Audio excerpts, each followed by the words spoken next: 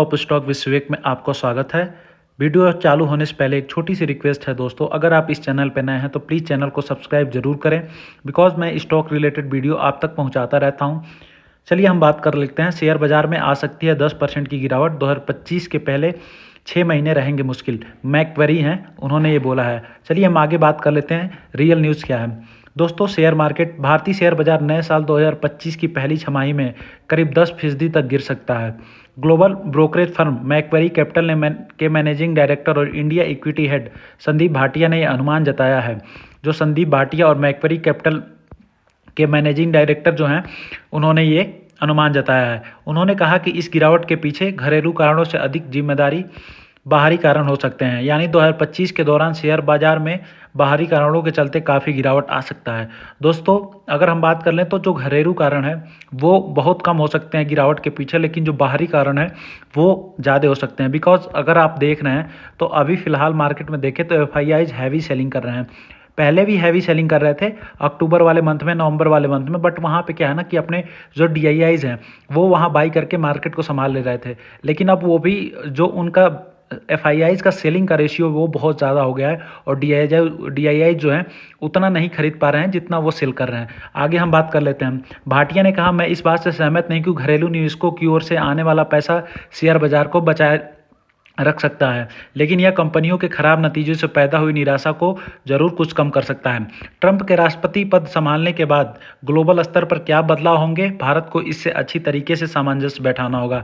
जब ट्रंप जी अमेरिका के प्रेसिडेंट बने हैं तब से भारत को उनसे अच्छी तरह से हर डिप्लोमेटिक चीज़ों को अच्छी तरह से डील करना होगा, बिकॉज वही एक चीज़ है जो अच्छे तरह से सामंजस्य बैठा के रखेगा।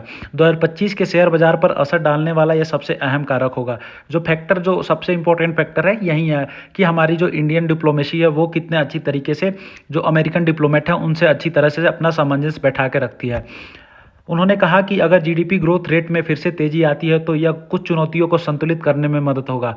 अगर हमारा GDP ग्रोथ रेट जो है अगले साल अगर कुछ बढ़ के दिखाई देगा तो उससे क्या होगा, ये जो 10% वाली फीसदी वाली जो गिरावट है इसमें कुछ संतुलित करने में मदद कर सकता है। इस बीच भाटिया और मैकवेरी के मैनेजिंग डायरेक्टर और इंडिया रिसर्च हेड आदि सुरोज दोनों ने IPO में कंपनी के प्रमोटर और प्राइवेट इक्विटी निवेशकों की ओर से भारी मात्रा में हिस्सेदारी बेचे जाने पर ट्रेंड की चिंता जताई। रिसर्च हेड आदि सुरोज दोनों ने इनिशियल पब्लिक ऑफरिंग में कंपनी और प्रमोटर प्राइवेट इक्विटी निवेशकों की ओर से भारी मात्रा में हिस्सेदारी बेचे जाने पर ट्रेड पर चिंता जताई। भाटिया ने कहा, बुल मार्केट की शुरुआत में निवेशकों के पास कैश होता है और प्रमोटरों के पास विजन। जब भी दोस्तों अगर बुल मार्केट स्टार्ट होता है तो एक सिंपल सा जो वहाँ प्रमोटर्स होते हैं उनके पास क्या होता है, एक विजन होता है कि उनको कितना टारगेट अपना अचीव करना है। लेकिन जो यहाँ पे निवेशक हैं, जो रिटेल पब्लिक है, उनके पास कैश होता है और वो वहाँ डरते हैं। वहीं बुल मार्केट के अंदर में प्रमोटरों के पास कैश होता है और निवेशकों के पास विजन रह जाता है। तो जैसे ही बुल मार्केट खत्म होता है, बियर मार्केट चालू होता है, तो वहाँ पे क्या प्रमोटरों के पास कैश अवेलेबल होता है और निवेशकों के पास विजन रह जाता है। यही दोस्तों एक स्टॉक मार्केट का इंपॉर्टेंट जो आप कह सकते हैं कि खेल है। जब बुल मार्केट स्टार्ट होता है तो प्रमोटर्स जो हैं वहाँ पे अपनी होल्डिंग बरकरार रखते हैं और अपना टारगेट लेके निकल जाते हैं। वहीं बियर मार्केट में जो रिटेल पब्लिक होता है वो फंस जाता है। इसी का नाम शेयर मार्केट है। आगे हम बात कर लेते हैं। भाटिया ने कहा कि भारतीय इकोनॉमी के लिए सबसे अहम सेक्टर हमेशा से कंजम्पशन रहा है, लेकिन यह इस समय कमज़ोर दिख रहा है। उन्होंने कहा कि इस सेक्टर के लिए शायद सबसे बुरा वक्त बीत चुका है, लेकिन इसकी रिकवरी धीमी रह सकती है। कंजम्पशन का जो सेक्टर है उसका रिकवरी है वो धीरे रह सकता है। कंजम्पशन सेक्टर के भीतर भी रिकवरी में असमानता है। उन्होंने कहा कि प्रीमियम सेगमेंट में कंजम्पशन थोड़ा बेहतर दिख रहा है, हालांकि मिडिल कैटेगरी में चुनौतियां अभी भी बनी हुई हैं।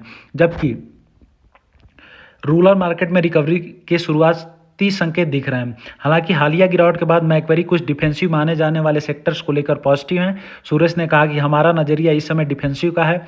डिफेंसिव के अंदर भी हम IT, फार्मा और फाइनेंशियल को लेकर पॉजिटिव हैं। तो इनकी बात कर लिया जाए तो ये 2-3 सेक्टर को लेकर पॉजिटिव हैं दोस्तों। पहला सेक्टर है IT, दूसरा फार्मा, तीसरा फाइनेंशियल। 2025 में इन 3 सेक्टर को लेकर ये लोग